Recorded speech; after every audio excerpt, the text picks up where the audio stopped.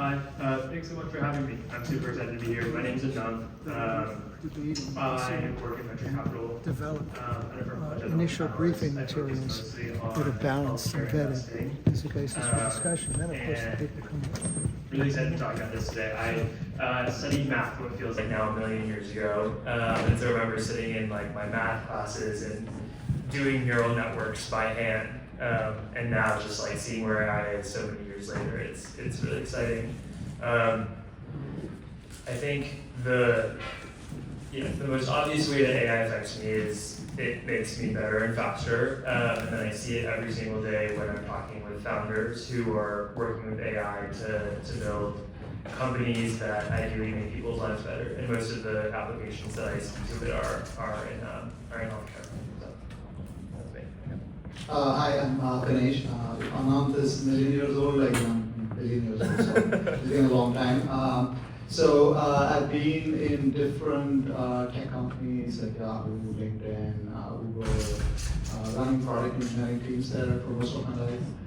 The last few years I've been primarily in investing. And how AI affects me is the only thing all of you want to build, or any of the people that we need to want to build, is all around AI.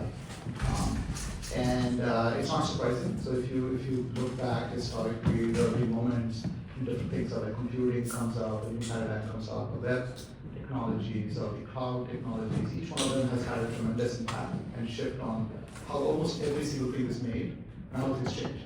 And AI sort of allows that possibility. And so it's a very interesting time to be thinking about AI all day, all night. Thank you so much for being here. So my first question is, how do you think high schools can rethink what they're teaching to help students like us prepare for an AI-powered world? I think one step on it is like, I think the best way to think about it is like, at some point everybody uses calculators, right? You stopped, you could do your mental math and think about it, but then you start using calculators in day in, day out. You start using laptops and computers for many things day in, day out. Think about AI as like, if you fast forward to the future, if you had a personal assistant that is an expert, or at least some level of expert in almost any area, any topic of study, how does that change things, right? So it's an assistant with you all the time. So that's one way to think about it. Is like if you had access to technology, which is semi-true, right? Like when you use a ChatGPT, you can pretty much ask questions around it for any topic. How does that change your education? So that's one way, and I'll let Rohan chime in chime in terms of like how really other ways in which things have changed. Yeah, I mean, I think the calculator analogy is a really good one. Maybe like as sort of ground framing for this question. I think to answer this question, you also need to think about like what is the purpose of school, right? Like what are you like? We all do this thing for hours and hours every day, and it's sort of the foundation for the rest of your life. Like why do we do it? And part of that I think is the content, and part of that is learning how to learn. And I can say like with a high degree of confidence that I've forgotten most of what I learned in like from my elementary and high school schooling. I know that the government has 3 branches, and I like know how to add and multiply and subtract and divide. Like those are all things that I learned in school, but the intricacies of like how a cell works and how mRNA and protein and all that stuff sort of interacts is like sort of beyond me. And that's true of my elementary school, my high school, and like frankly sort of true of college too. And so I think that like, for me at least, the most important function of education across my years learning has been about how to learn. And that is, I think, the skill that I exercise on a day-to-day basis. When I'm meeting a new founder, it's how do I learn about this industry quickly, to ask good questions to get to the core of an issue. And I think, AI is another tool to help you learn faster and better. And so I think like the role of high schools and AI powered learning is essentially just to shift the paradigm of how learning happens. And I think that that's less about the content that you learn, and there's definitely something there, and maybe more about encouragement in the classroom to be experimentative with it, to try using AI to supercharge the speed at which you learn and the depth that you learn with. Yeah, I think those are some really valuable insights about education. But after we graduate from college or grad school, we're going to be entering the workforce. So as AI kind of progresses, what do you think some of the careers are that are going to be heavily disrupted by AI? Like coders, radiologists, lawyers, things like that. I'll take a first step. Yeah, I mean, this is a big question. I think a lot of people have been trying to answer. I would make one quick comment just on like the sort of framing of the question. I think that disruption is something that we talk about a lot, and I worry that like the word disrupt actually like evokes sort of fear in a way that I think is maybe not the right way to think about AI. I think maybe like the word transform or like empower maybe is like a different word that like evokes the possibility of the technology. The short answer is that I don't know that anybody can say with any sort of certainty. I think there's no question that like work changes a lot for everybody, especially knowledge workers, given the progress that we've seen with LLMs. And I think the two sorts of ways that I think maybe three sorts of ways that work change. One is like people that are using AI to be faster and better and more productive. And so I think a lot of the conversation about AI is about like, what if AI makes you 10 times as productive, like, does that mean that we need 1/10 of the number of people doing this as we did before? And I actually think that like maybe what you need is the same number of people but doing more things. Like in the case of radiology, for example, what if we're able to take 10 times as many scans, right? Like one of the limiting factors right now is just the amount of human labor and time and specialized knowledge that we have. And like when you expand that, you're able to do so much more. And so I think like thinking of it as like a pie increasing rather than like zero sum is helpful. And then I think there's like a whole subset of jobs that like didn't exist before that will now exist. And certainly some jobs that exist right now that we won't need. And the hope with AI is that a lot of those jobs are jobs that people wouldn't have wanted to do very much anyways. And so I think about like prompt engineering as like a new thing that didn't exist before, or in the context of like self-driving cars, which I think is, you know, a place that people are thinking about AI a lot. Like now you have people that are like remote like drivers, right? Who are like buzzing into these vehicles for like 15, 20, 30 second periods. That's not a job that existed before because you needed physically a person to drive so long. So that's, I don't know, I think. Well, I just wanted to play devil's advocate for a second. I know you kind of wanted to reframe the question as more of like a positive connotation. But I know there are some people that are really worried that AI will actually negatively affect their jobs in the sense that their jobs will actually be taken away because of how AI is increasing. So how would you think about that, or how would you weigh the pros and cons of kind of these arguments? Maybe I'll try to answer that part. Just building on, like I think, you know, even if you mentioned a few jobs there, which is just like radiologists. If you say the radiologist, what's the purpose of it? Like, you know, at the end of the day, you know, medicine, different branches, I think, what are you trying to do? You're trying to diagnose, treat, effectively treat patients. So, you know, I'm pretty sure even if you're the most amazing radiologist, you don't want to be scanned at the same age, day and day now, over and over and over again, right? And even if you did and you're the expert, think about how many people can a human look at on a daily basis. So I think that's just a general stuff. Is like I think radiology still be an amazing career, just like you're going to use AI tools, and now it's sort of maybe, I don't know what would be the number, I'm not an expert in that, whether you see 50 images a day, now you could now oversee 5,000 of them. And there are so many parts of the world, and I'm just coming to your questions, like you think what is in it for a specific person's job, but across humanity, a lot of people don't have access to get these treatments, to get even things done, get a scan done from, like, if every person had the same access that you get from Stanford, wouldn't that be a better world? And AI makes that possible. So I want to just reframe some of these pieces.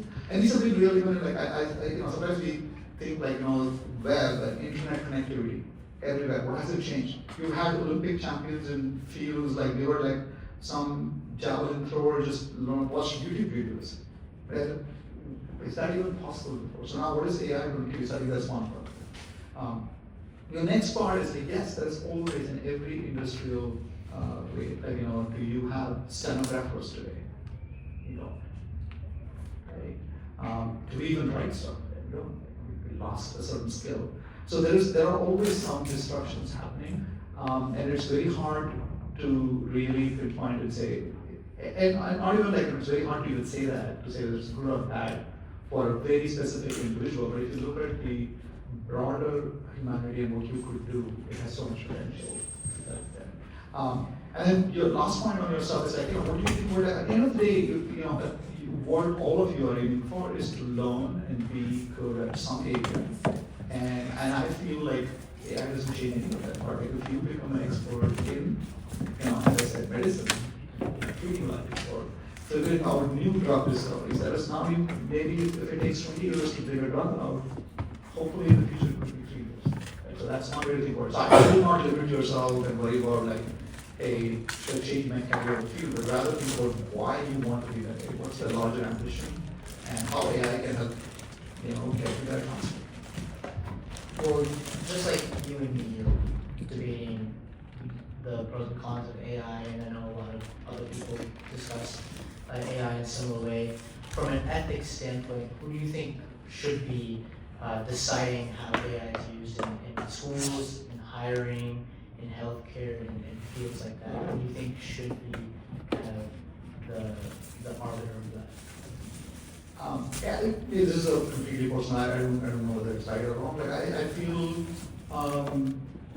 it's up to obviously the citizens of the country, right? I can say that if it were US, we are a little bit more of a free market society where there is a minimum amount of government intervention, but it is there. Like let's look at minutes that you have an FDA, it's an approval body to make sure that we are doing the right research and there's some amount of government involvement.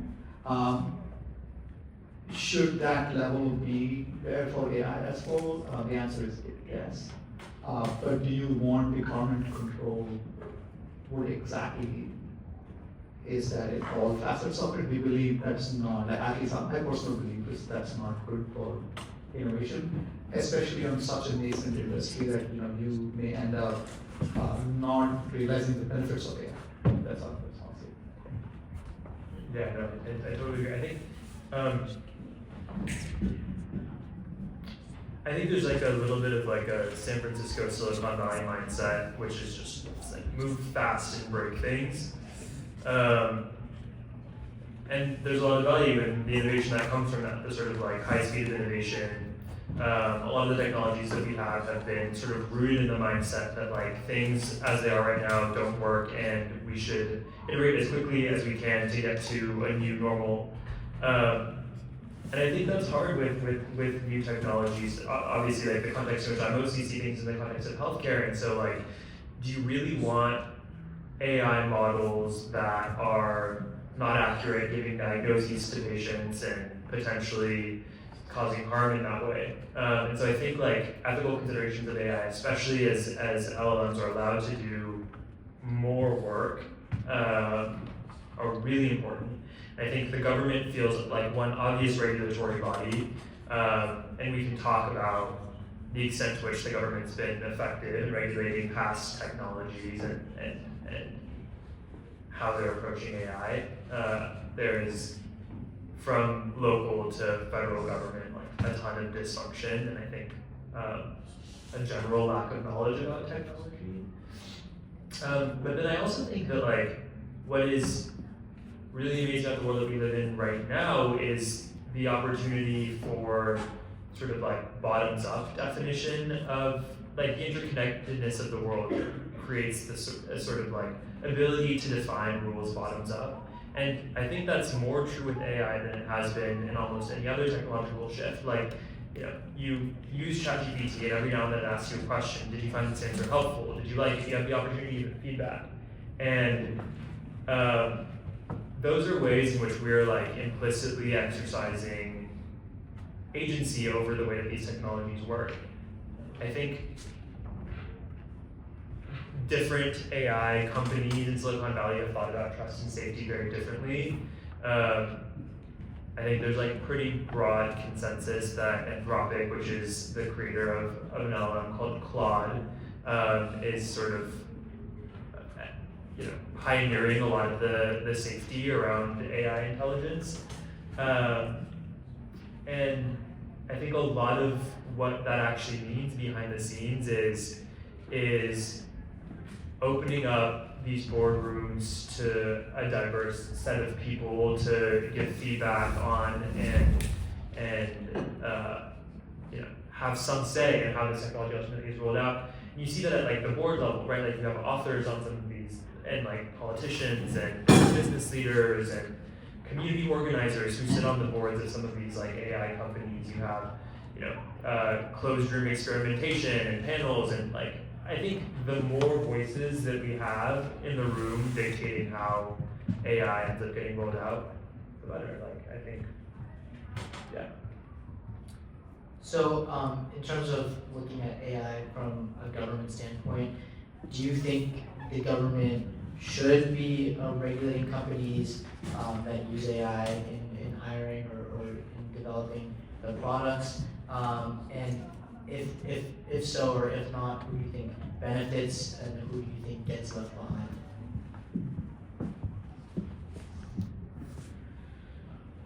I mean, yes, is the short answer to the question. I think like government regulation in the context of almost any new technology is super important. I think I worry about a lot of the same things, regulation, stifling innovation.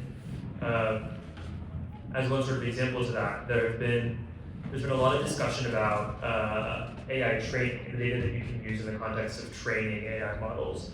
And Europe, for example, has a very strict policy around what type of data you're allowed to use to train AI, and the right of people to essentially be forgotten by AI models. And that I think makes it really hard, right, to train new models. The other thing that is happening in the US is in the absence of any sort of federal direction about AI training, you're seeing a lot of states start to take charge. And so then you have questions about what it looks like to have different state-by-state regulations. And if California's regulation is different than Ohio's regulation is different than Texas regulation, then what does that mean for the cost of training models in each different geography? You also have rules around AI sovereignty, so like models that are deployed in a particular geography need to be trained only by data in that geography, and none of the training data can leave that geography. So there's a lot of stuff that I think people are talking about that would make it incredibly costly and almost prohibitive to see the benefits of AI. So it's always that balance, I think. Yeah. And I think government has to play a significant role. The question is the government's role to create a whole bunch of regulation to just cause innovation, or the government plays a role in facilitating. And it already does it. That's what I want to point out. Is like, if you want to create a drug, there's a reason. And it's actually a very balanced approach in terms of how to create treats. And if you go into details, just an example, right? If you want to treat, something which is already well known and things work, they have a much rigorous process. But if you have orphan diseases, some diseases that are like, all people die every year, but there's not enough research, they will actually fast track things. Right? So the government plays a decent role in encryption. There's obviously encryption rules in terms of what you can do because it's against the national interest. So there is government involvement which is definitely needed. I would, personally would think like for all these things, it generally the mechanism is some state comes to the front and says like I want to do something, and then the federal government sort of takes that over. So I think there's going to be some mixture of it. But I think the next, maybe 5 years, maybe the next decade, things may settle down. But I think we'll find the right balance. I think we have done a great job for most of the things in the past, and I hope we will do the same for AI as well. Yeah, thank you so much. Are there any audience members that would like to ask a question? Yes. like AI, how is it controlled with, like, if only one person's setting the example for AI and it's like the same opinion across the board that everyone's getting, how do you feel like that's going to change like public opinion, because it's one opinion getting placed out there at once and there's not the multiple views getting placed out? Great question. Actually, that was a big challenge with just having OpenAI. Whether we like the view that OpenAI is transforming other models present, it is absolutely doing some amount of controlling. It's not truly free speech, right? And you've seen patterns like Elon with XA and Grok has taken a direction, and then Anthropic has done something. My personal belief and our personal belief, we have even invested in open source models, is we believe open source models have to come to the forefront that allows not just what data you took in to train, how you're governing it, what's your governance, because we do not know. Like, I think, as much as Anthropic might be the best in doing it, they don't really express it. It's not a decision that you and me can say, no, I don't like this kind of a censorship, or I like this kind of a censorship, or I like this bias to be done. So I think that's the worry in regulating super early, is like sometimes we are, there's a lot of discussion going on, should we be banning all kinds of AI development just to have these three? And the fear with that is that you have one or two players, it doesn't matter whether it's the government or an industry, right? You still have the same fear. But the good news on that, which is what I would say, is like the cost to build these models and train these models are coming down significantly. To build a state-of-the-art nice models, maybe not the level of AGI, which means you really can't stop it, because the data is all public. And the same mechanisms other companies have used will start happening. So you're going to see more and more flavors of it, right? That will show up. We obviously saw recently China, there's a DeepSeek and there's Quen and a bunch of models. So you're going to see a family of these models, but it's a great question. I think we need a leading open source version where you can, beyond open models, that allows people to see how and why it's coming up with these answers or responses or whatever you want to call it. Well, thank you so much. Can we get a round of applause for our panelists?